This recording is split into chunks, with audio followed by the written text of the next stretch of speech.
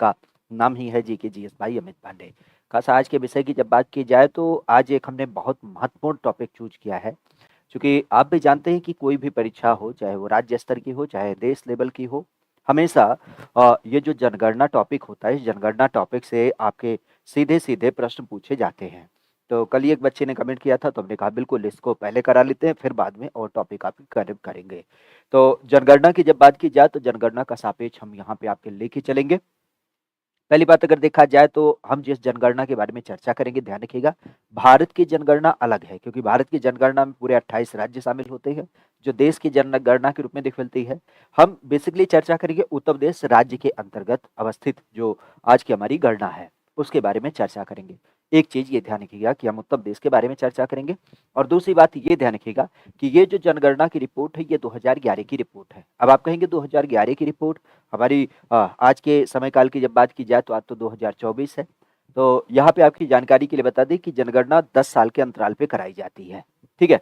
कायदे से हमारी गणना 2021 में हो जानी चाहिए थी।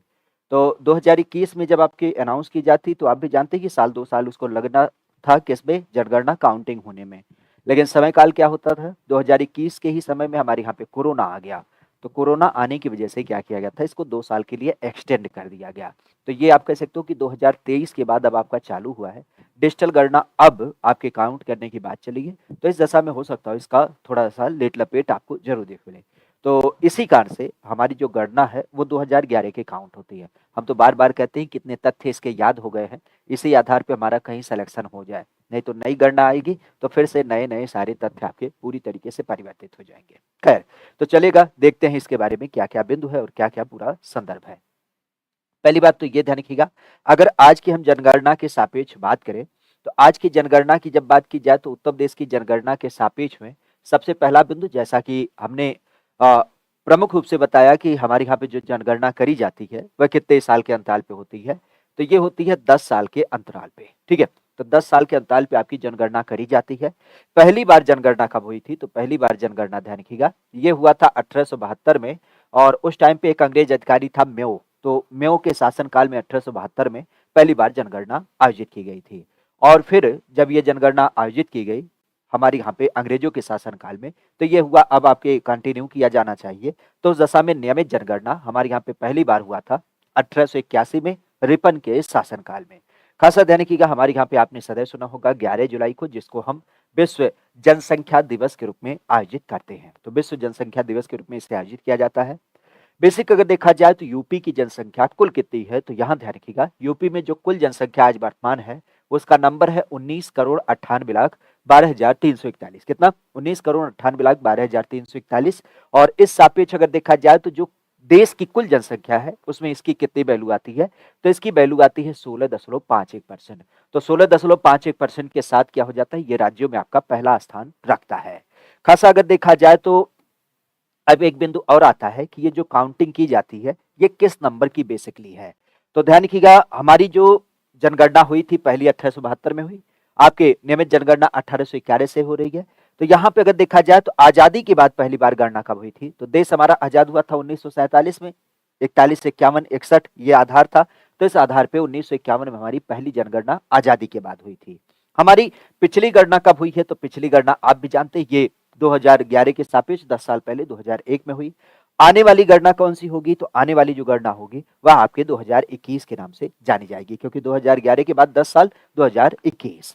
यहाँ पे एक चीज ध्यान रखिएगा कि हमारी आने वाली जो गणना होगी वह मोबाइल ऐप के जरिए होगा, तो इस नाते इसको डिजिटल गणना भी नाम दिया जा रहा है। पहले आपने देखा होगा बड़ा सा एक पेपर होता था, घर घर जाकर के कर्मचारी जो होता था आपके आंकड़े इकट्ठा करता था, तो कई बार पेपर फटने वगैरह का या उसके खो जाने का डर रहता था।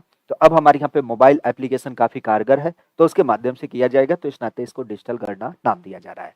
खासा ध्यान रखिएगा, ये जो 2011 की गणना चल रही है ये हमारे यहाँ पे वैसे तो अगर हम 1872 से काउंट करें तो ये 15वीं गणना है, लेकिन जब हम स्वतंत्र भारत की बात की आजादी के बाद, तो आजादी के बाद की ये क्या है, ये 7वें नंबर की गणना हो जाती है। खासा यहाँ पे अगर देखा जाए तो एक चीज ध्यान रखिएगा, हमारी जो काउंटिंग की जाती है, तो जिस तरीके से आपने देखा होगा कोई बड़ा आयोजन होता है तो उसका लोगो चिन्हित किया जाता है, उसकी टैगलाइन बनाई जाती है। तो जनसंख्या भी हमारे लिए कोई ओकेजन से कम नहीं है, 10 साल के अंतराल पे आयोजित किया जाता है। तो इसका जो लोगो है मस्कट, वह होती है प्रगड़क शिक्षिका, गाँव में अक्सर आपने देखा होगा स्कूल की शिक्षिकाएँ जाती हैं, घर-घर आपकी गणना करती हैं। तो प्रगणक शिक्षिका इसका लोगो हो जाता है। इसकी जो टैगलाइन है वो है हमारी जनसंख्या, हमारा भविष्य। अवर सेंसस अवर फ्यूचर, ये इसकी टैगलाइन हो जाती है। टैगलाइन का कांसेप्ट मतलब समझिएगा एक ध्येय वाक्य जिसको हम कह सकते हैं। ठीक है? तो सरकार मानती है कि हमारी जनसंख्या हमारे लिए हमारा भविष्य निर्धारक है। अगर वो बेहतर तरीके से काम करे तो हम बहुत आगे जा सकते हैं। ठीक है? अब बात आती है जनसंख्या को लेकर के, कुछ बिंदु को लेकर के। ठीक है? तो कुछ बिंदु की जब बात की तो जैसे सबसे ज़्यादा जनसंख्या, हमारी यूपी में सर्वाधिक जनसंख्या कहाँ पे पाई जाती है?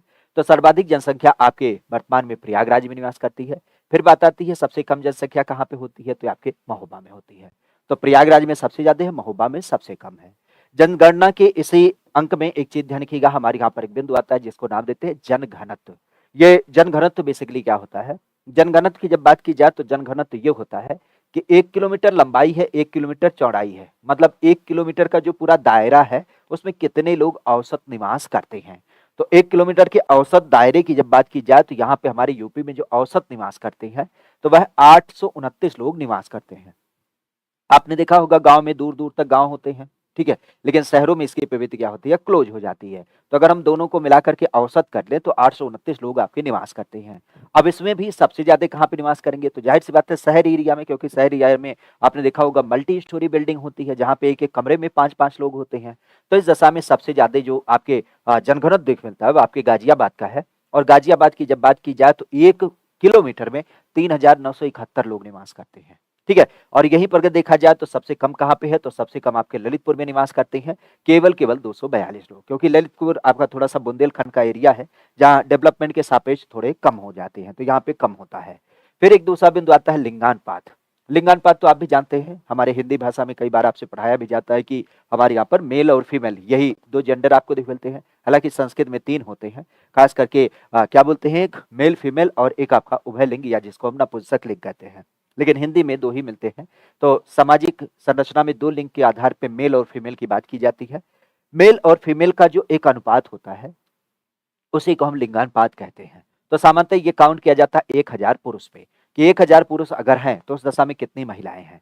हमारे यहाँ पे अगर देखा जाए तो औसत जो ये संख्या आती है, वह 912 आती है। 1000 पुरुष पे 912 हमारी महिलाएँ होती हैं। लेकिन ये महिलाएँ कौन-सी हैं? वयस्कों वाली हैं। मतलब जिनकी उम्र सीमा बड़ी, कह सकते हो कि बेसिक आप कह सकते हो कि 6 साल से बड़ी है। अगर इनकी बात की जाए तो इनमें सबसे ज़्यादा संख्या कहाँ पे आती है? तो सबसे ज़्यादा संख्या आती है आपके जौनपुर में, जहाँ पे लिंगानुपात 1000 पुरुष की अपेक्षा 1024 है। और जौनपुर के अलावा अगर यहीं पे न्यूनतम की बात की जाए तो न्यूनतम कहाँ पे है? तो न्यूनतम आपके गौतम बुद्ध नगर जिले में है। जबकि यहाँ पे एक दूसरा क्रम ध्यान रखिएगा, हमारे यहाँ पे जो छोटे-छोटे बच्चे होते हैं 0 से 6 वर्ष के, तो इनमें ये लिंगानुपात थोड़ा-सा डाउन हो जाता है और ये कितना होता है? 1000 बच्चों के सापेक्ष 902 है। इसमें कमी होने के कई कारण हैं, जैसे छोटे बच्चों में अक्सर आपने देखा होगा बीमारी हो जाती है। 1 साल के अंदर कितने बच्चे होते हैं जिनकी डेथ हो जाती है? प्रसव के उपरांत कितनी डेथ हो जाती है? इवन एक हमारे यहाँ पे बड़ी समस्या है पुरुषवादी सत्ता, जिसमें बच्चियों को थोड़ा-सा केयर कम करा जाता है, तो उस दशा में भी क्या हो जाती है? उनकी डेथ हो जाती है। तो बच्चों में ये रेशियो थोड़ा-सा डाउन है। तो 0 से 6 वर्ष की जब बात की जाए तो इसका 902 आता है और इसमें भी जो सबसे ज़्यादा है, वह कहाँ पे है? तो आपके बलरामपुर में है और सबसे कम की जब बात की जाए तो आपके बागपत में है। तो ये लिंगानुपात का नाम देख मिलता है। अब लिंगानुपात की जब बात की जाए तो लिंगानुपात के बाद दूसरा बिंदु आता है, हमारे यहाँ पे पढ़ाई-लिखाई अर्थात साक्षरता। साक्षरता की जब बात की जाए तो कितना स्तर हमारे यहाँ पे है? तो 2011 के आंकड़े की जब बात करें, तो उस लिहाज से हमारी यूपी में करीब-करीब 67% जो लोग हैं ओवरऑल, वह आपके पढ़े-लिखे हैं। और 67% में जो सबसे ज़्यादा पढ़े-लिखे हैं वो कहाँ पे हैं? तो ज़ाहिर-सी बात है कोई डेवलप एरिया अर्थात गौतम बुद्ध नगर। गौतम बुद्ध नगर तो आप भी जानते हैं दिल्ली के पास पड़ता है, तो यहाँ पे साक्षरता बेहतर होगी। तो गौतम बुद्ध नगर में सबसे ज़्यादा पढ़े-लिखे हैं और फिर सबसे कम पढ़े-लिखे कहाँ पे हैं? तो सबसे कम पढ़े-लिखे हैं आपके श्रावस्ती। नेपाल का जो तराई का एरिया है, बॉर्डर एरिया, वहाँ पे सबसे कम पढ़ाई-लिखाई आपको देख मिलता है। अब इसमें भी अगर हम थोड़ा-सा और काउंट करें कि पुरुष कितना पढ़ा है, महिला कितनी पढ़ी है, तो पुरुष की जब बात की जाए तो पुरुष सापेक्ष ध्यान रखिएगा, पुरुष की जो साक्षरता है, इसमें कुछ करना नहीं है, 67 में 10 जोड़ देना है, तो कितना आएगा? 77। 77% हमारे यहाँ पे पुरुष पढ़े-लिखे हैं। पुरुष भी सबसे ज़्यादा कहाँ पे पढ़े हैं? तो पुरुष सबसे ज़्यादा पढ़े हैं, इसी में आपके गौतम बुद्ध नगर में। और पुरुष सबसे कम कहाँ पे पढ़े हैं? तो ये आपके इसी श्रावस्ती में। ठीक है? बहुत अच्छी बात है। फिर आपके महिलाओं का नाम। अब चूंकि आप भी जानते हैं महिलाओं में बहुत सारे लोगों में आपने देखा होगा स्कूल ड्रॉप करना। इवन हमें लगता है कि 2011 वगैरह की बात की जाए तो वहाँ पे तो बहुत सारे लोग स्कूल जाते भी नहीं थे। अब तो थोड़ा सा परिवहन वगैरह के माध्यम सुलभ हो गए तो बहुत सारे लोग स्कूल कॉलेज तक चले जाते हैं। सामान्यतः हमने देखा है कि 10वीं तक क्या होते हैं, लोग बच्चियों को पढ़ाते हैं और उसके बाद अधिकतर घरों में विवाह हो जाता है। अब तो ग्रेजुएशन वगैरह कराने का चलन आ गया है। तो 2011 की अगर हम आंकड़ों की बात करें तो उस टाइम पे महिला साक्षरता हमारी यहाँ पे बहुत कम थी। तो इस दशा में 67 की जगह पे आप 10 माइनस कर दीजिएगा तो 57%। तो महिला साक्षरता की जब बात की जाए तो महिला साक्षरता 57% आपको दिख मिलता है। और इसके सापेक्ष अगर देखा जाए तो कानपुर नगर में सबसे ज्यादा महिलाएं पढ़ी लिखी हैं। कानपुर नगर जो है वहां पे सबसे ज्यादा महिलाएं पढ़ी लिखी हैं। जबकि श्रावस्ती की जब बात की जाए तो श्रावस्ती में बहुत कम आपकी पढ़ाई लिखाई का आधार मिलता है। फिर यहाँ पे एक दूसरा बिंदु आता है जिसको हम नाम देते हैं एससी आबादी। एससी आबादी की जब बात की जाए मतलब शेड्यूल कास्ट की जब बात की जाए तो हमारी कुल जनसंख्या का ये कितना है, तो कुल जनसंख्या का ये वर्तमान हमें 20% देख मिलता है। जो हमारी टोटल जनसंख्या है 100% माने तो 100% के संदर्भ में आप कह सकते हो कि ये कितना होगा, 20% आपको देख मिल जाएगा। अब इस 20% की जब बात की जाए तो 20% के सापेक्ष में आप कह सकते हो कि सीतापुर में सबसे ज्यादा आपकी क्या हो जाती है, अनुसूचित जाति की संख्या होती है। और बागपत की जब बात की जाए तो बागपत में क्या होती है, इनकी संख्या बहुत कम देखने को मिलती है।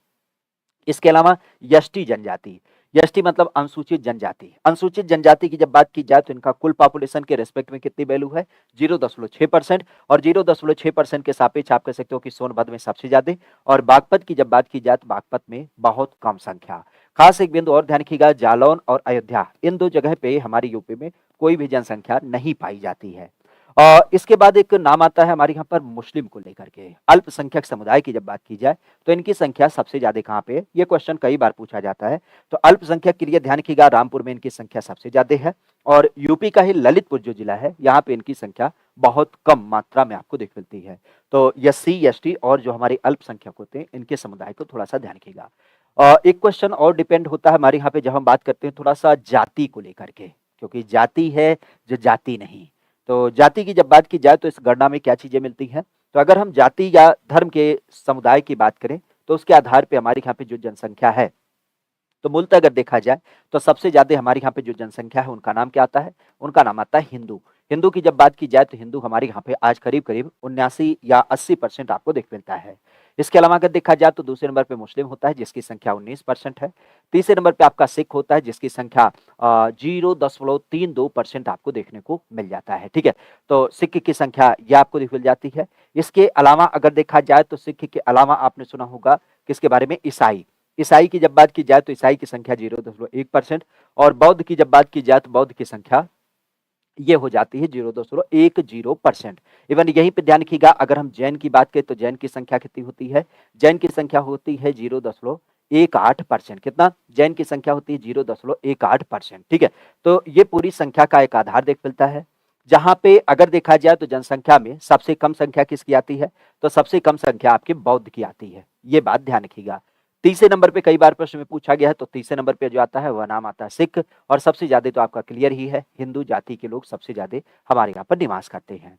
अब इसी बीच में एक चीज और ध्यान रखिएगा, आज हमारे यहाँ पे जब जनगणना कराई गई थी तो ध्यान रखिएगा उस टाइम पे यूपी में कुल 71 जिले थे। कितने जिले थे, 2011 के टाइम पे उत्तर प्रदेश में कुल 71 जिले थे। तो उस टाइम पे जब जनगणना कराई गई तो ये देखा गया किस किस जिले में 10 लाख से ज्यादा संख्या निवास करती है। तो 10 लाख से जो ज्यादा जनसंख्या आपकी निवास करती है उस दशा में अगर हम जिलों की बात करें तो जिलों के जो नंबर थे वो थे 12। मतलब उत्तर प्रदेश में 12 ऐसे जिले थे जिनकी जनसंख्या 10 लाख से ज्यादा थी। और यूपी में ही अगर हम नगर निगम की बात करें, जो बड़े बड़े आपके शहर होते हैं उनकी संख्या कितनी थी, तो 10 लाख से अधिक जनसंख्या वाले नगर निगम की जब बात की जाए तो इनकी संख्या कुल आपके 7 थी। अब यहीं पर अगर देखा जाए तो ये ध्यान रखिएगा हमारे यहाँ पे जनगणना के कितने नगर थे। तो जनगणना को जो काउंटिंग किया जाता है ना वो बेसिक ध्यान रखिएगा सेक्टर में डिवाइड करके, जैसे हमारे यहाँ पे चुनाव होता है तो आप भी जानते हैं पूरे राज्य का एक साथ चुनाव तो होता नहीं, आपके लोकसभा के अनुसार चुनाव होता है। और चुनाव में भी आपने देखा होगा आपके पोलिंग बूथ बनाए जाते हैं, यहाँ का यहाँ, यहाँ का यहाँ। तो जितने आपके जनगणना अधिकारी होते हैं उनको एक सीन दिया जाता है कि ये वाला जो गांव है, ये वाला जो क्षेत्र है उसको आप काउंट करेंगे। तो इस लिहाज से आप कह सकते हो कि जनगणना नगर हमारे यहाँ पे डिवाइड किए जाते हैं। तो यूपी में 915 बनाए गए थे और वैधानिक नगर की जब बात की जाए तो इनकी संख्या थी 648। सबसे ज्यादा जनसंख्या के ये जो नगर बनाए गए थे वो कहाँ पे बनाए गए थे, तो वो आपके बनाए गए थे बनारस में। 12 कुल नाम आपको देख मिलता है। एक चीज और ध्यान रखिएगा, यहाँ पे काउंटिंग आती है 10 की वृद्धि की।